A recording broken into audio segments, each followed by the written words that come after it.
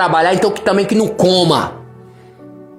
A obra de Deus precisa de dinheiro? Claro que precisa. Como é que vai pagar o aluguel? Como é que vai pagar o aluguel dos prédios? Como é que vai fazer as coisas? Claro que precisa. Mas é bem notório aí, ó. Neguinho com fazenda, com não sei quantas mil cabeças de boi, e o cara não é empresário. Como assim? Como assim?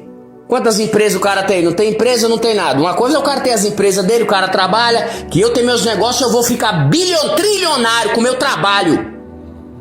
E eu vou pegar ainda dinheiro do meu trabalho, eu vou injetar na igreja, ainda ajudar os irmãos e fazer a obra de Deus. É o que eu quero, é o que eu vou fazer. Que eu não sou um safado, um pilantra, não, que eu não vou roubar as ovelhas amadas, não. Mas eu sou digno de um salário, se eu quiser. A Bíblia diz, Jesus ele diz: ide, curai os enfermos, expulsai os demônios, de graça recebeste, de graça dai. Só que o texto não termina aí. Tem irmão que já para por aqui, né? Não, o texto não termina aí. Ele diz: não possuais 2 alpacas, nem 2 túnicas, nem moeda no seu alforje, porque ele é digno é o operário do seu salário. Então eu tenho direito de salário, sim. Se eu quiser ter um salário, eu posso ter. Se quiser me pagar um salário, eu posso receber, porque eu sou digno. Jesus disse isso daí.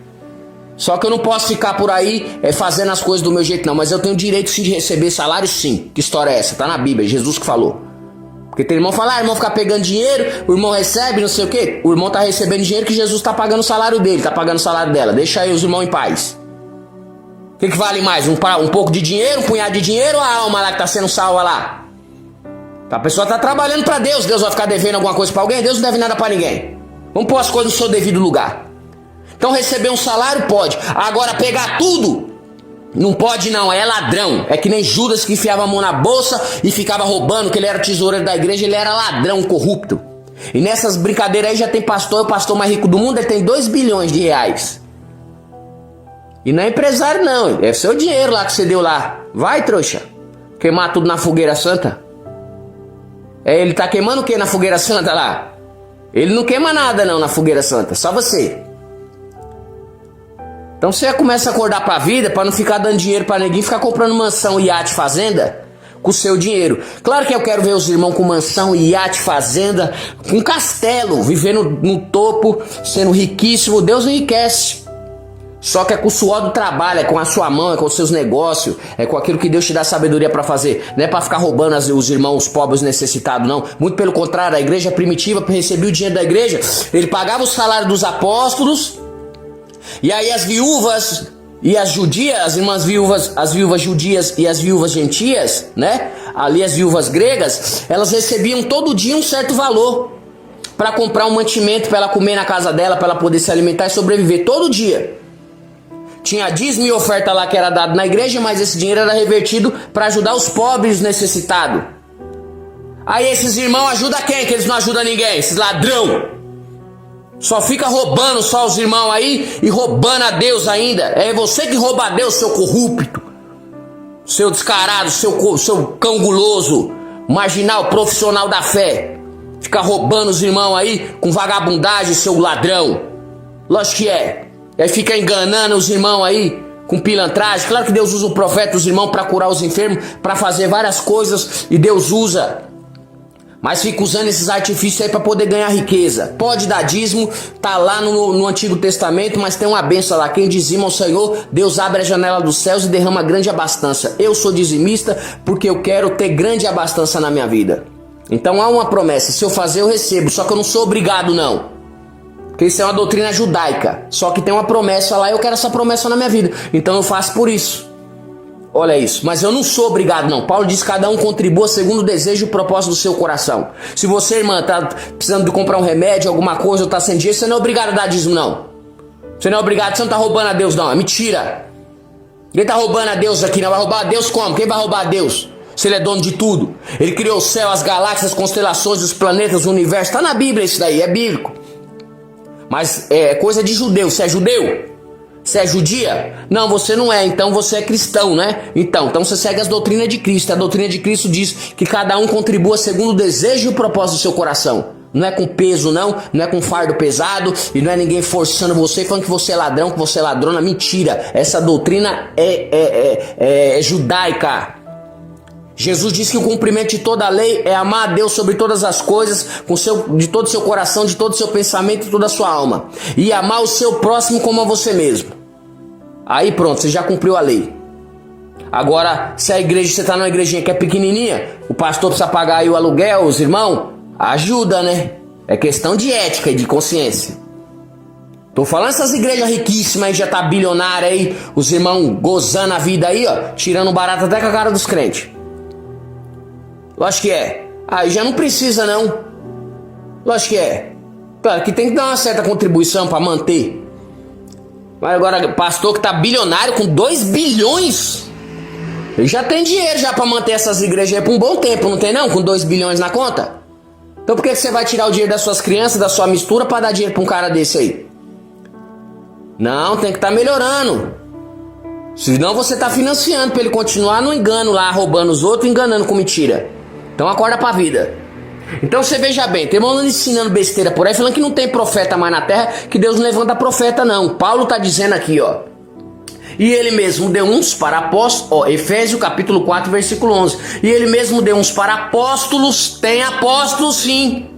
Deus levanta apóstolos sim. Jesus estava no céu e o apóstolo Paulo virou apóstolo. Como assim? Como assim? Depois que Cristo subiu não tem mais apóstolo, o apóstolo Paulo virou apóstolo como então?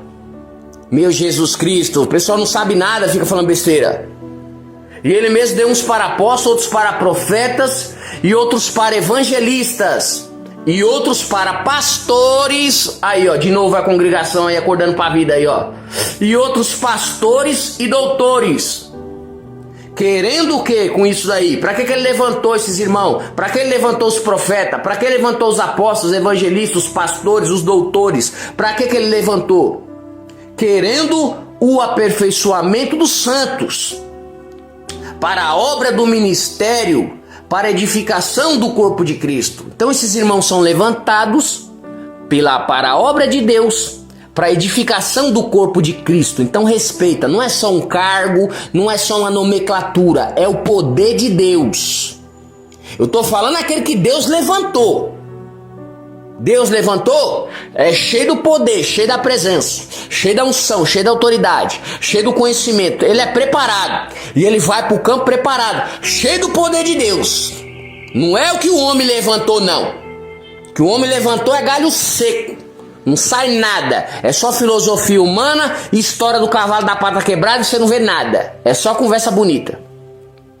Isso é o que o homem levantou. Agora o que Deus levantou não. Ele serve para a edificação do corpo de Cristo. É cheio do poder de Deus.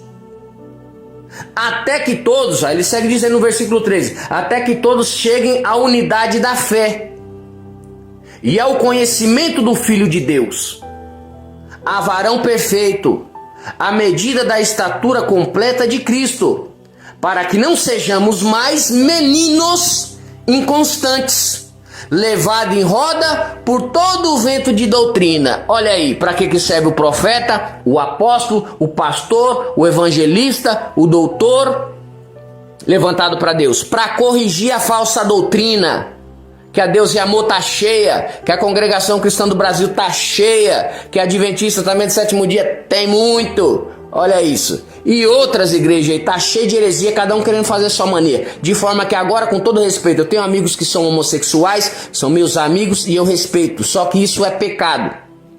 E pecado continua sendo pecado. Não vem com essa história não. No Antigo Testamento era pecado o homem se deitar com homem e mulher se deitar com mulher. No Novo Testamento tá aí na Bíblia também. Era pecado e é pecado até hoje. O pecado não deixou de ser pecado não. E Deus não vai ser conivente com isso aí não. Tiveram a teoria da inclusão, que é incluir aquilo que Deus tirou. Eu sei que a pessoa que é homossexual, o irmão sente desejo e atração sexual pelo irmão, é difícil para ele. Deus liberta também, é difícil, vai pro jejum, vai pra oração, pede perdão a Deus, clama que Deus liberta. É difícil? Claro que é. É fácil? Claro que não. E a mesma coisa é a irmã. Eu sou homem, eu gosto de mulher, eu sou hétero, eu tenho atração por fêmea, eu sou macho, então eu tenho atração por fêmea. Então, às vezes eu fico como? Daquele jeito, porque eu estou solteiro, eu não tenho ninguém na minha vida, eu não tenho uma esposinha para me matar o meu desejo. E eu tenho sentimentos. Sou um ser humano que é feito de sentimentos, assim como todo ser humano na Terra. E Deus criou o ser humano assim. É difícil pra mim também.